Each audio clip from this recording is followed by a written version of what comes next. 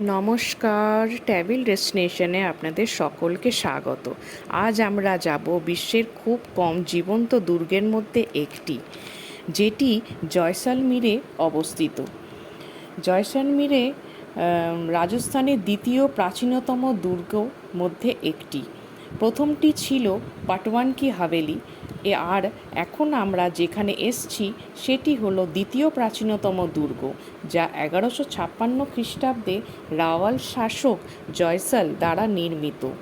দুর্গের বিশাল হলুদ বেলে পাথরের দেওয়ালগুলি দিনের বেলা একটি তেঁতুল সিংহের রং, যা সূর্যাস্তের সাথে সাথে মধু সোনাতে স্নান হয়ে যায়, যার ফলে হলুদ মরুভূমিতে দুর্গটিকে ছদ্মবেশিত করে। এই কারণে এটি স্বর্ণদুর্গ বা সোনার কেল্লা নামে পরিচিতি পেয়েছে।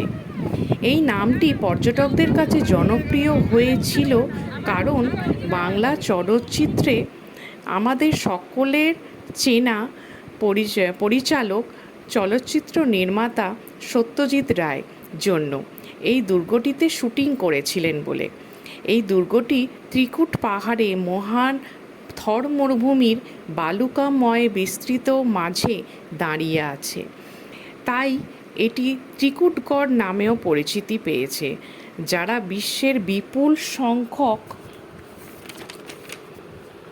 পর্যটক দুর্গটিতে পরিদর্শন করতে আসে। রাজস্থানের 6টি দুর্গ যথা Amber fort, Chittor fort, Gagron fort, Jaisalmer fort, Kumbhalgarh ও রণথম্বরের ফোর্ট ইউনেস্কো ওয়ার্ল্ড হেরিটেজ সাইটের তালিকায় অন্তর্ভুক্ত হয়েছিল। সেই জন্য এটিকে জীবন্ত দুর্গ বলে একটি বলা হয়। দুর্গটির ভিতরে রাধার মন্দির আছে।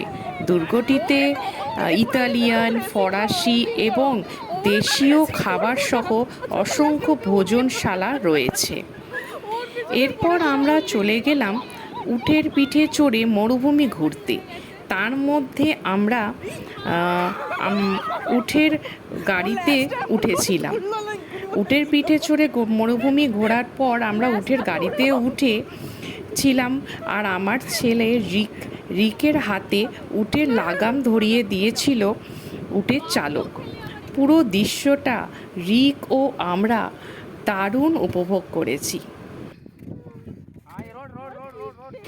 আমার এই চ্যানেলের গল্প যদি আপনাদের ভালো লেগে থাকে তাহলে অবশ্যই আমাকে একটি লাইক দিয়ে দেবেন। ধন্যবাদ। হাঁপিয়ে গেছে।